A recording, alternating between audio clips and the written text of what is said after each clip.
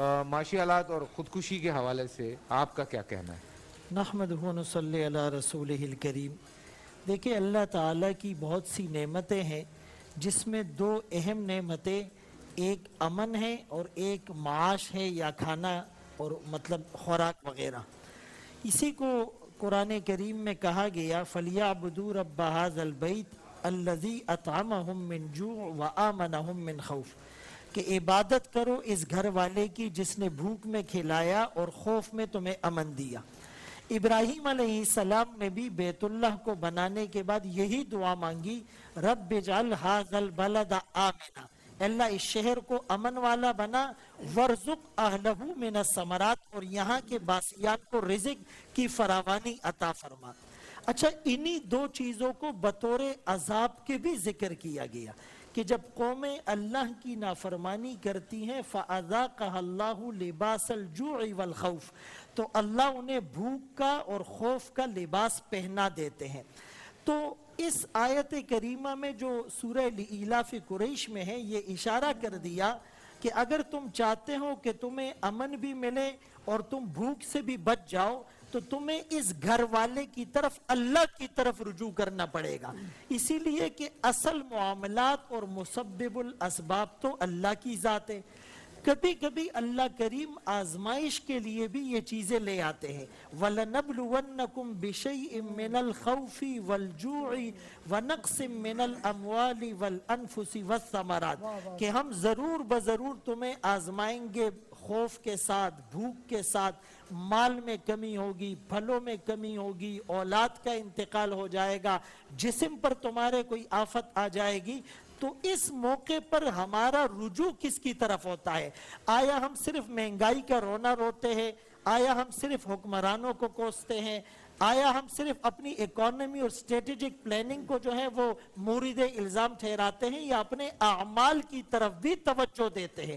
مشکات شریف میں ایک حدیث ہے، اس کا مفہوم یہ ہے کہ جب تمہارے حکمران وہ نیک لوگ ہو اور تمہارے مالدار سخی ہو اور تمہارے آپس کے معاملات مشوروں سے طے ہوتے ہوں، تو زمین کے اوپر رہنا تمہارے لیے بہتر ہے۔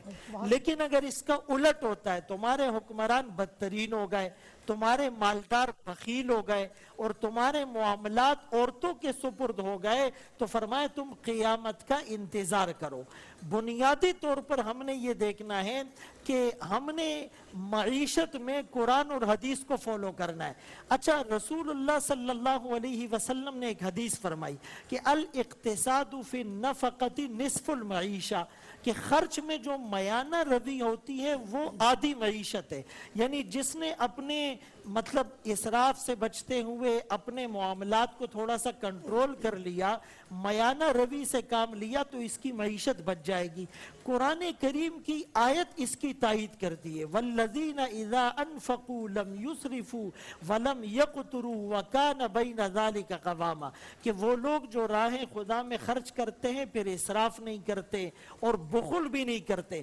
دیکھیں 15ویں پارے میں ایک بڑا عجیب پیمانہ میجرمنٹ کا بتایا گیا، وَلَا تَجْعَلْ يَدَكَ مَغْلُولَةً إِلَىٰ عُنُقِكَ وَلَا تَبْسُطْهَا إِلَى الْبَسْطِ، کہ اپنے ہاتھ گردن پر بھی نہ باندھو کہ جیب میں ہاتھ جائے نہیں، اور اپنے ہاتھوں کو بالکل پھیلاؤ بھی نہیں کہ جیب میں کچھ باقی ہی نہ رہے۔ اللہ اکبر۔ رسول اللہ صلی اللہ علیہ وسلم نے وصیت کے باب میں فرمایا کہ 1/3 وصیت جائز ہے، اس سے زیادہ نہیں۔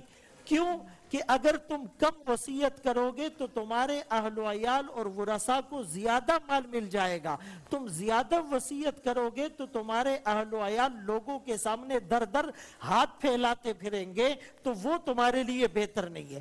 تو ان تمام باتوں کا اگر خلاصہ نکالا جائے وہ یہ نکلتا ہے کہ سب سے پہلے تو قرآن اور حدیث کو ہم فالو کریں، ہم مبذرین اور اسراف سے بھی بچیں، ہم بخل سے بھی بچیں، اور یہ جو قرآن کریم میں ہے سورہ کہف، اس کا ایک خلاصہ لکھا ابو الحسن ندوی رحمت اللہ علیہ نے، اور اس کا نام ہے معرکہ ایمان اور مادیت۔ فرمایا اس امت کے زوال کی وجہ یہ ہے کہ اس امت سے انفاق فی سبیل اللہ ختم ہو گیا ہے. اپنی عیاشیوں کے اوپر تو کروڑوں روپے پھونک دیتے ہیں لیکن غریب کی غربت کا ہمیں احساس نہیں ہے. تو فرمایا یہ جو امت سے انفاق گیا، اور انفاق کیوں گیا کہ امت میں تعیش آ گیا. کروڑوں روپے کی گھڑیاں ہیں، لاکھوں روپے کا سوٹ ہے، برانڈڈ چیزوں کے چکر میں پڑھ کر جہاں تکبر اور نام و نمود آیا وہاں تعیش آیا، انفاق فی سبیل اللہ ختم ہو گیا. اور آج معاشرے کے اندر جو بدحالی اور بدامنی ہے وہ ہمارے سامنے. میں سبحان بھائی اس پہ تھوڑا سا میں اصل میں تھوڑا سا ڈس ایگری اس لیے کرتا ہوں، یہ جو آپ کی آخری بات ہے، بیکاز میں جانتا ہوں کہ کراچی میں یا پورے پاکستان میں یا پاکستان سے باہر بہت ساری ایسی این جی اوز ہیں جو بہت کام کر رہی ہیں، اور ان سب کو شاہ صاحب آپ خود بھی بچوں کے لیے، لوگوں کے لیے اتنا کام کرتے ہیں. آپ کی فاؤنڈیشن ہے، آپ کو بھی علم ہے کہ آپ کے ساتھ بہت سارے ایسے لوگ شامل ہیں جو اللہ کے لیے، اللہ کی خوشنودی کے لیے، اللہ کو خوش کرنے کے لیے بہت سارا کام کرتے ہیں، چاہے وہ پاکستان میں ہیں، پاکستان سے باہر ہیں. آج بھی ایسے لوگ ہیں جو اللہ کے فضل و کرم سے بڑی بڑی جگہوں پہ بیٹھے. لیکن جو سسٹم جہاں ہم آ گئے ہیں، بیکاز لاکھوں روپے، کروڑوں روپے، اربوں روپے ایک ایک دن میں کسی نہ کسی طرح سے حکومتی خزانے میں جا رہے ہیں، لیکن اس کے باوجود چیزیں جو ہیں وہ جس طرح لوگوں تک پہنچنی چاہیے وہ پہنچ نہیں پا رہی ہیں. یہ اب دیکھیں اس وقت سارا جو ہے وہ ابھی ایک فری جو ہے وہ لنگر لگایا ہوا ہے. ہمارے ایک دوست ہیں، انہوں نے، ہمارے ایک اور جہاں کام کر رہے ہیں، یا سارم برنی جس طرح سے، یہ لوگ ان کے پیچھے یہی سارے لوگ ہیں جو بزنس مین ہیں، جو پیسے والے لوگ ہیں، وہ کوشش کرتے ہیں کہ تھوڑا تھوڑا جتنا ہوتا ہے وہ کرتے رہیں. یہاں پر میں مختصر سی بات کر لوں. بالکل ادارے کام کر رہے ہیں جن کے آپ نے نام لیے، اس کے علاوہ بھی بیت السلام ہے، ہاں، بیت السلام کتنا کام کر رہے ہیں، ویلفیئر ٹرسٹ ہے، الاسر فاؤنڈیشن ہے، بہت سے ادارے. اللہ سب کو خوب جزائے خیر دے. سب جو ہے وہ امت کی طرف سے فرض کفایہ کا حق ادا کر رہے ہیں. بالکل. لیکن فیصل قریشی صاحب ابھی بھی ہمیں یہ زیادہ لگ رہا ہے، یہ کم ہے.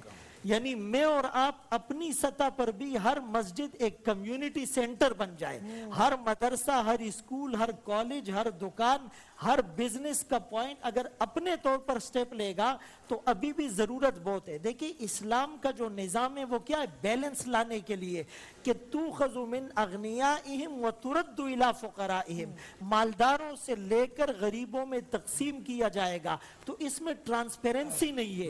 میں